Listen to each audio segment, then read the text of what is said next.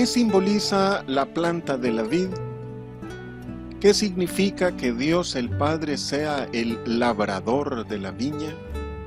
¿Por qué los apóstoles Pedro y Santiago nos dicen que nos alegremos por las tribulaciones? ¿Qué medios usa el Señor para nuestra santificación?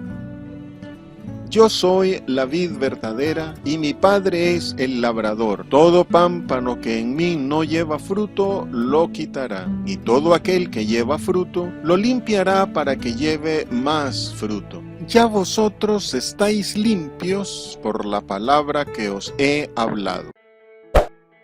Lo limpiará para que lleve más fruto. Estudio del Evangelio del apóstol Juan.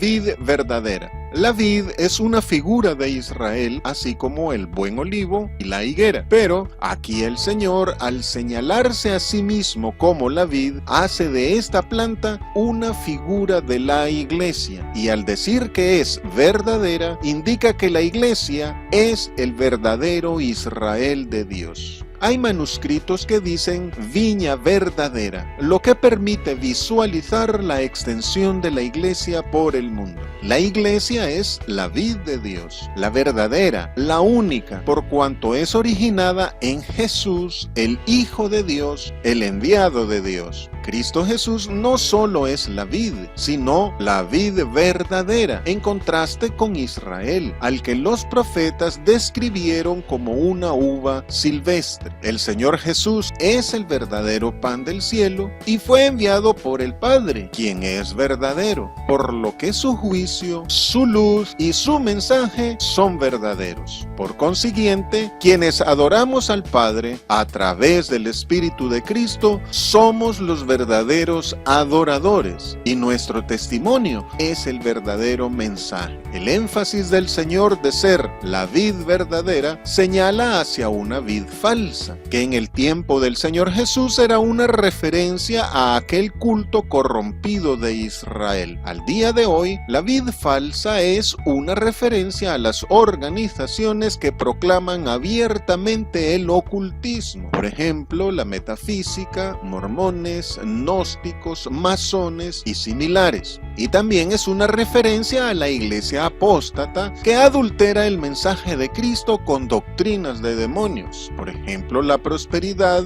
confesión positiva, maldiciones generacionales, la nueva revelación, etc. Todos estos cultos disfrazan sus enseñanzas con vocabulario bíblico y hasta se apellidan cristianos, pero no lo son. Su Dios es Satanás y este nada tiene en Cristo Jesús. Los profetas presentan a Dios como el labrador que dispuso a Israel en una fértil ladera, plantándola con las más escogidas vides y para la que procuró siempre su protección y rendimiento. Pero cuando buscó fruto en Israel, resultó que solo dio uvas silvestres. Entonces Dios quitó su vallado y lo abandonó, e Israel fue hollado por todos. Así fue como Israel pasó a ser el sarmiento de una vid extraña. Esta es la imagen profética de Israel en su estado de apostasía, y también el de la iglesia apóstata de hoy. En su época de gloria, Israel fue llamado el siervo de Jehová, pero ahora, en su condición seca y vacía, es el Señor Jesús quien pasa a ser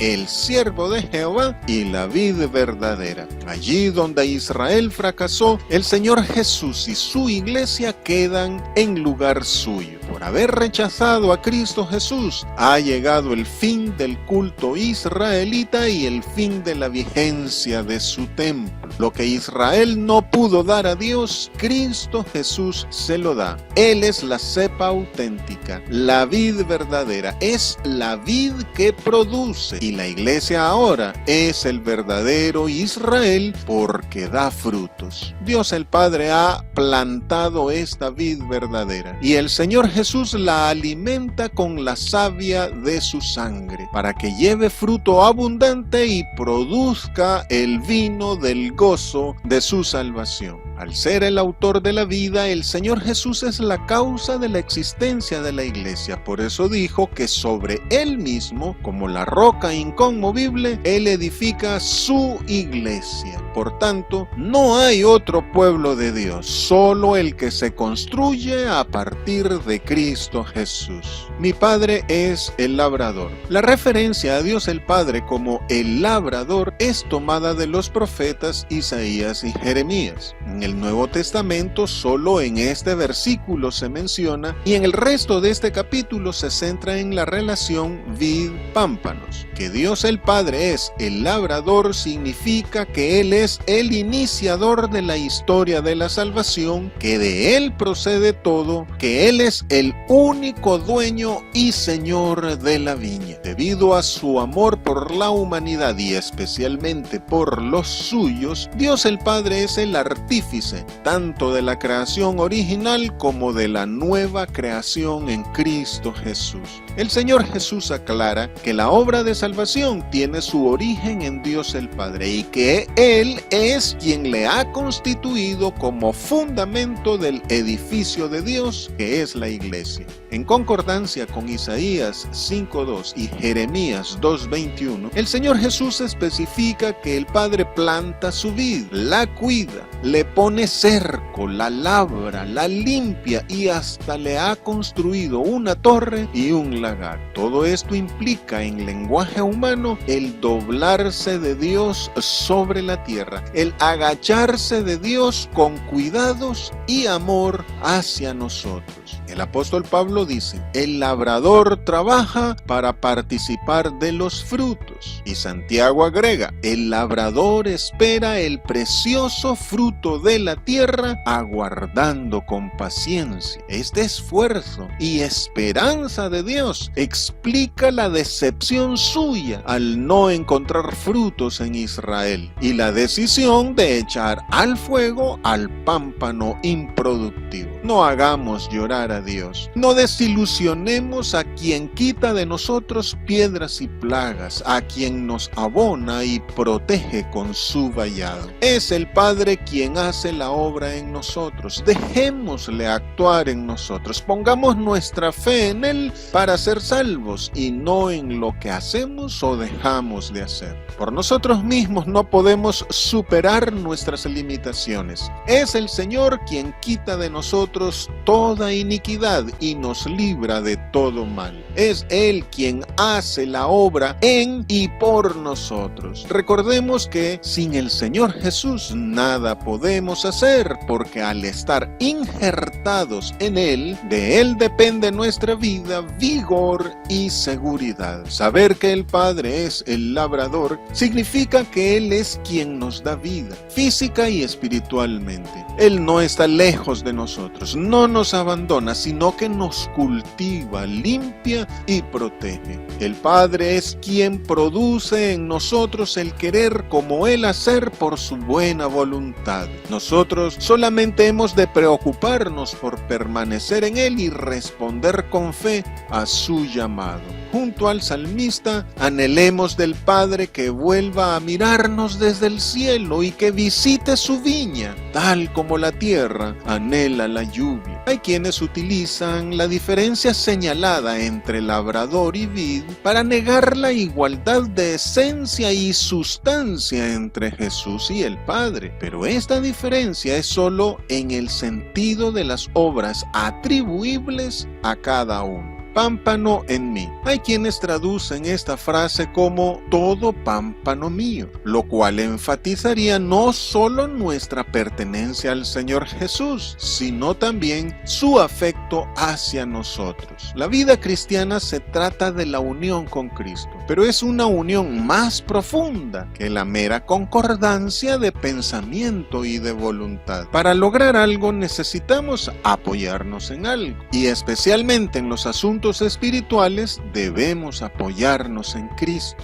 Esta unión con Cristo significa también vestirnos de Cristo, injertarnos en Cristo, estar en Cristo, ser el cuerpo de Cristo, vivir en Cristo, sabiendo que nada podemos hacer sin Cristo. Pámpano que no lleva fruto. El profeta Isaías enfatiza la falta de frutos en Israel y que en ella solo hay labradores malvados. La falta de frutos o la producción de malos frutos es la causa del enojo del Señor. El creyente que no lleva fruto es aquel que, aunque pertenece a la comunidad de santos, no responde al Espíritu de Cristo Jesús, ni se asimila a Él, ni actúa conforme a la vida que el Señor Jesús le comunica. Esta figura corresponde a la del siervo que enterró el talento que su Señor le dio para que lo negociara, y también a la experiencia del Señor Jesús con la higuera estéril. Hay creyentes que están unidos a Cristo por la fe y el bautismo, pero al no expresar su fe en actos de obediencia y servicio, es una fe muerta. La característica del creyente verdadero que permanece en Cristo es la de dar fruto. Quienes no lo dan y además se salen de la iglesia es porque no eran de los nuestros.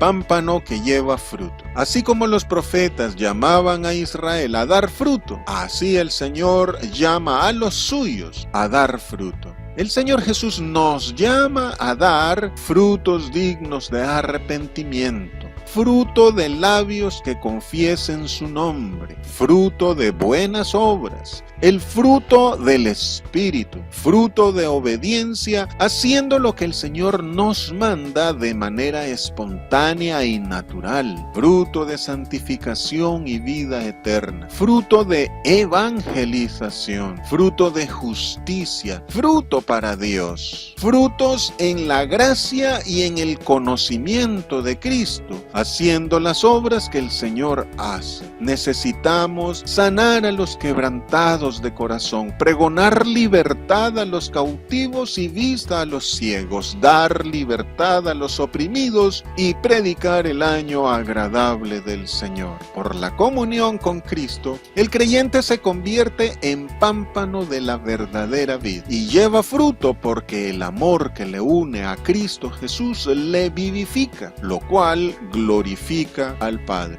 El creyente entonces participa en el gozo de Jesús, el cual es glorificar al Padre. Este es el misterio de la vid, que expresa la unión fecunda entre Cristo y su iglesia, así como su gozo permanente, perfecto y eterno. Como pámpanos de la vid, los creyentes somos los que producimos las uvas, es decir, el fruto de estar pegados a la vid verdadera. Y el vino que se obtiene de la vid es símbolo de la sabiduría y de la presencia del Espíritu Santo, quien a su vez produce en nosotros toda bondad, justicia y verdad. En Israel se celebraba la fiesta de los tabernáculos con un ritual de agua, con la cual simbolizaban la doctrina rabínica o la tradición de los ancianos. Pero nosotros, en Cristo, no somos productores de agua de tradiciones, sino del vino del Espíritu de Dios que vivifica, quitará, limpiará. En el original griego literalmente dice limpiar y tirar. El Señor indica que limpiará al que lleve fruto, lo purificará, y a quien no lleve fruto lo cortará y lo tirará. El profeta Malaquías anunció que el Señor Jesús, como el Mesías, se sentará para afinar y limpiar la plata, porque limpiará a los hijos de Leví, los afinará como a oro y como a plata, y traerá a Jehová ofrenda en justicia. Uno de los cuidados que había de darse a una vid era podarla cada año, lo cual implica cortar partes vivas del sarmiento. La limpieza consiste en quitar las ramas inservibles con el fin de obtener espacio y luz para las ramas sanas y que éstas den más fruto. El podado es símbolo de las pruebas. sufrimientos y tribulaciones, incluida la persecución por la fe en Cristo, todo lo cual el creyente ha de superar con firmeza para robustecer su vida espiritual. En este sentido, la limpieza es expresada en términos de muerte, significando renuncia al propio interés y desapego a la propia vida. Y así como el grano de trigo debe morir para producir fruto abundante, y la mujer ha de padecer para que nazca su hijo, así el creyente debe ser limpiado de las obras de la carne. La limpieza se da también con el objetivo de convertir a cada cual en morada del Padre y del Hijo en el Espíritu, como resultado de nuestro amor por Cristo Jesús. Esto es tomar de la savia de Jesús, una savia que llora, como dicen los viñadores, durante la poda y limpieza que el Padre hace con la espada del Espíritu, savia que cicatriza las heridas de la limpieza y a partir de las cuales habrá más fruto. Necesitamos limpiar primero lo de dentro del vaso y del plato para que también lo de fuera sea limpio. Ningún ritual de purificación judía, ni el bautismo en agua, ni el lavatorio de pies, ni el duro trato del cuerpo pueden darnos limpieza espiritual. Solo la sangre de Jesucristo nos limpia de todo pecado. Luego, el Espíritu Santo nos limpia mediante la oración y la puesta en práctica de su palabra para que lleve más fruto. Con esto, el Señor Jesús nos aclara aquí que la limpieza que el Padre realiza en nosotros lleva el objetivo de crecimiento espiritual para nosotros. Dice Cantares 2:12. El tiempo de la canción ha venido, pero la palabra cantar es la traducción de un verbo en hebreo que también significa podar, por lo que también se puede leer como el tiempo de la poda ha venido. Esta relación teológica nos hace pensar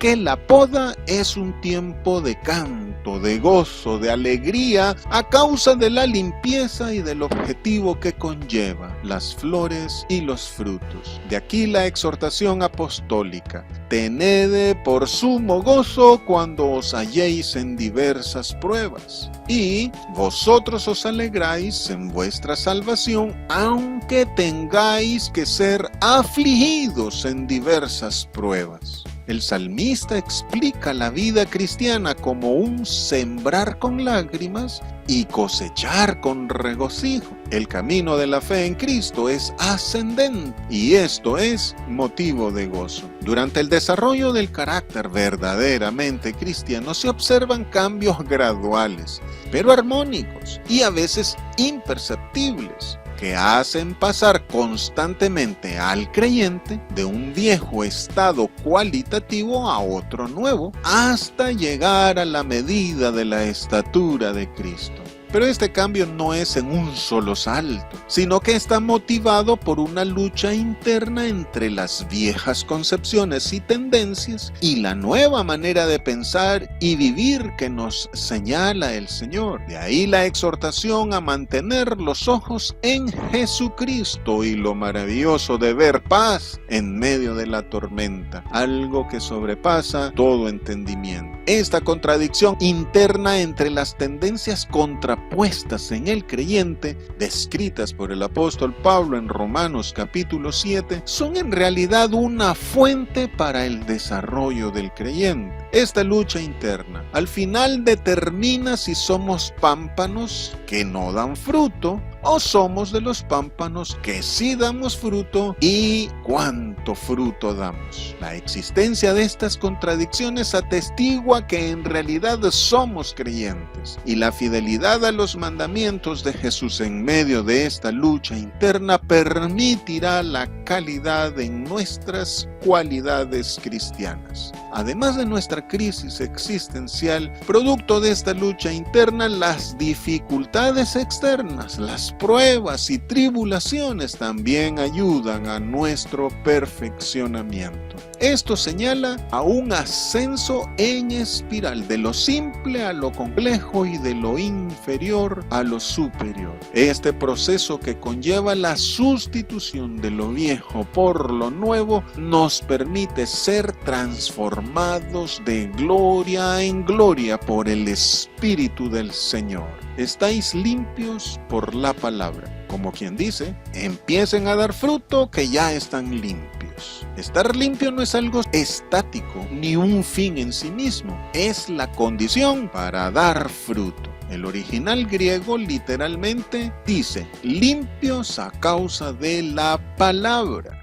Y la palabra, que en griego se dice logos, es el mensaje que el Señor ha revelado sobre la voluntad del Padre. Y es la misma escritura inspirada. Desde el inicio de su ministerio, el Señor Jesús ha estado en la labor de limpieza de sus discípulos, transformándolos mediante la renovación de su entendimiento. Y durante el lavatorio de pies expresó que esa limpieza ya estaba realizada. Su palabra nos limpia en sentido ético, tanto en la motivación de nuestra conducta como en la base de nuestras reacciones. Y también nos santifica en el sentido de diferenciarnos de la manera de pensar del mundo. Y por lo mismo nos aparta para Dios. Pero la palabra no puede ser predicada según los parámetros de la sabiduría humana, sino con demostración del Espíritu y poder, con potencia de señales y prodigios en el poder del Espíritu de Dios. Sin la participación del Espíritu Santo, la palabra de Dios se vuelve especulación, conceptos vacíos, vana filosofía y hueco razonamiento. Por esto es necesario vivir en el Espíritu.